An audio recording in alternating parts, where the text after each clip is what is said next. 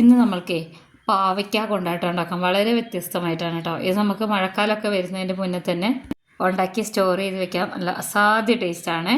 അപ്പോൾ ഞാനിവിടെ ഒരു 3 വലിയ പാവയ്ക്ക ഇതുപോലെ നന്നായിട്ട് റൗണ്ടിൽ അരിഞ്ഞെടുത്തിട്ടുണ്ട്. കഴുകിയെടുത്തതിന് ശേഷം അരിഞ്ഞ് വെച്ചതാണ് കേട്ടോ. പാവയ്ക്ക എത്ര ഇഷ്ടമില്ലാത്തവരാണെങ്കിൽ പോലും ഈ ഒരു രീതിയിൽ ഉണ്ടാക്കി കഴിഞ്ഞാൽ അത് കഴിക്കും. അപ്പോൾ ഞാനിവിടെ 1 സ്പൂൺ നിറയെ വെളുത്തുള്ളി ഇഞ്ചി ചതച്ചെടുത്തത് ഇട്ട് കൊടുത്തിട്ടുണ്ട് കേട്ടോ. പിന്നെ നമ്മളിതിലേക്ക് ചേർത്ത് കൊടുക്കുന്നത് 1/2 സ്പൂണോളം ഉപ്പാണ്. ഉപ്പ് ചേർത്ത് കൊടുത്തതിന് ശേഷം ഇത് ഗരം മസാലയാണ് കേട്ടോ. ചിക്കൻ മസാലയൊക്കെ നമ്മൾ ഉണ്ടാക്കില്ലേ, പാക്കറ്റ് വാങ്ങിക്കുന്നതായാലും കുഴപ്പമില്ല, അത് 1/2 സ്പൂണോളം ചേർത്ത് കൊടുക്കാം. പിന്നെ മുളക് പൊടിയാണ്, കശ്മീരി മുളക് പൊടിയാണെങ്കിൽ കുറച്ചുകൂടെ കാണാൻ നല്ല ഭംഗിയായിരിക്കും. അപ്പോൾ അത് ഇട്ട് കൊടുത്തു. പിന്നെ നമ്മളിതിലേക്ക് മഞ്ഞൾപ്പൊടി 1/2 സ്പൂണോളം ചേർത്ത് കൊടുക്കാം. ഇനി ഇതിലേക്ക് അരിപ്പൊടിയാണ് ചേർത്ത് കൊടുക്കുന്നത്. ഒട്ടും തന്നെ തരിയില്ലാത്ത അരിപ്പൊടിയാണ് ചേർത്ത് കൊടുക്കേണ്ടത്. പത്തിരിക്കൊക്കെ എടുക്കുന്ന പൊടിയില്ലേ, ഇതിന് പകരം മൈദപ്പൊടി ചേർത്ത് കൊടുക്കാം, കോൺഫ്ലോർ ചേർത്ത് കൊടുക്കാം. ഞാനിപ്പോൾ അരിപ്പൊടിയാണ് ചേർത്ത് കൊടുക്കുന്നത്. ഇനി ഇതിലേക്ക് വാളൻപുളി പിഴിഞ്ഞെടുത്തതാണ് കേട്ടോ. അത് നമ്മുടെ ആ നല്ല കയ്പ്പ് കുറയ്ക്കാൻ വേണ്ടിയിട്ട് ഹെൽപ്പ് ചെയ്യും. അതൊരു 2 സ്പൂൺ ചേർത്ത് കൊടുക്കാം. ഒട്ടും തന്നെ കയ്പ്പ് വേണ്ട, ഇഷ്ടമല്ല എന്നുള്ളവർക്ക് 2-4 സ്പൂൺ ഒഴിച്ച് കൊടുക്കാം. എന്നിട്ട് കൈകൊണ്ട് നന്നായിട്ട് മിക്സ് ചെയ്തെടുക്കണം കേട്ടോ. നമ്മൾ വേവിച്ചെടുത്തിട്ടൊന്നുമില്ല, ഇങ്ങനെ തന്നെ നല്ലോണം മിക്സ് ചെയ്തെടുക്കണം. സാധാരണ നമ്മൾ പാവയ്ക്ക കൊണ്ടോട്ട് ഉണ്ടാക്കുന്നതിന് കഴിച്ചതിനെക്കാട്ടിലൊക്കെ ടേസ്റ്റാണ് ഈ ഒരു രീതിയിൽ നല്ലോണം മസാല പുരട്ടിയെടുക്കണം കേട്ടോ. ഞാനിവിടെ മസാല പുരട്ടിയെടുത്തപ്പോൾ അത് ഇതുപോലെയാണ് ഇരിക്കുന്നത്, മുഴുവനായിട്ട് ഇങ്ങനെ പുരണ്ടിരിക്കുന്നുണ്ട്. അപ്പോൾ ഇതൊരു 2-3 മിനിറ്റൊക്കെ ഇങ്ങനെ വെച്ചാൽ മതി. 5 മിനിറ്റിനുള്ളിൽ നമുക്കിത് ഫ്രൈ ചെയ്തെടുക്കാം. അപ്പോൾ ഞാനിവിടെ ഒരു കടായി സ്റ്റൗവിൽ വെച്ചിട്ടുണ്ട്. ഇതിൽ നമുക്ക് ഇഷ്ടമുള്ള ഓയിൽ ചേർത്ത് കൊടുക്കാം. സൺഫ്ലവർ ഓയിലോ റൈസ് ബ്രാൻ ഓയിലോ ഏതാണോ വേണ്ടത് അത് ചേർത്ത് കൊടുക്കാം. വെളിച്ചെണ്ണയാണെങ്കിൽ കുറച്ചുകൂടെ നല്ലതാണ്.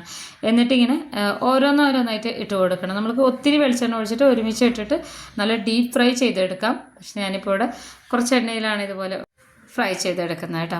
ഇത് ഞാൻ മഴക്കാലമൊക്കെ കുറച്ച് വരുന്നതിൻ്റെ കുറച്ച് മുന്നേ സ്റ്റോർ ചെയ്ത് വെക്കുന്ന ഒരു സംഭവമാണ്.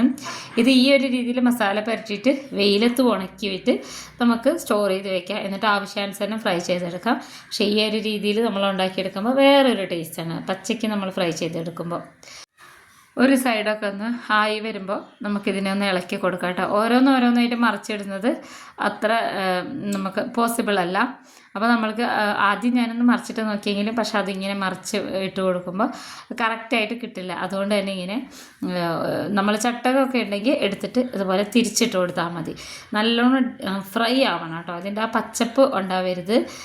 അത് അങ്ങനെ ഉണ്ടായിക്കഴിഞ്ഞാൽ നമുക്ക് സ്റ്റോർ ചെയ്ത് വെക്കാൻ പറ്റില്ല. നല്ല ഇങ്ങനെ ഡ്രൈ ആയിട്ട് വേണം ഉണ്ടായി കിട്ടാൻ വേണ്ടിയിട്ട്. പാവയ്ക്ക ഏത് രീതിയിൽ വെച്ചാലും അത്യാവശ്യം നല്ല കയ്പ്പുണ്ടാവും. പക്ഷേ കുറച്ച് മസാലയൊക്കെ ചേർത്തിട്ട് അതിൽ പുളിവെള്ളമോ വിനാഗിരിയോ ഒക്കെ ഒന്ന് മിക്സ് ചെയ്തിട്ട് നമ്മൾ ഫ്രൈ ചെയ്തെടുക്കുമ്പോൾ അസാധ്യ രുചിയാണ് കേട്ടോ. അപ്പോൾ തിരിച്ചും മറിച്ചൊക്കെ ഇട്ട് കൊടുത്തിട്ട് ഇതിൻ്റെ കളറ് ശരിക്കും മാറുമ്പോൾ അറിയാൻ പറ്റും. എന്നാൽ ഇതിൻ്റെ മസാലയൊന്നും ഇതിൽ നിന്ന് വിട്ട് പോവാതെ വേണം നമ്മളിതിനെ ഫ്രൈ ചെയ്തെടുക്കാം. അപ്പോൾ ഇതിവിടെ ആയിട്ടുണ്ട്.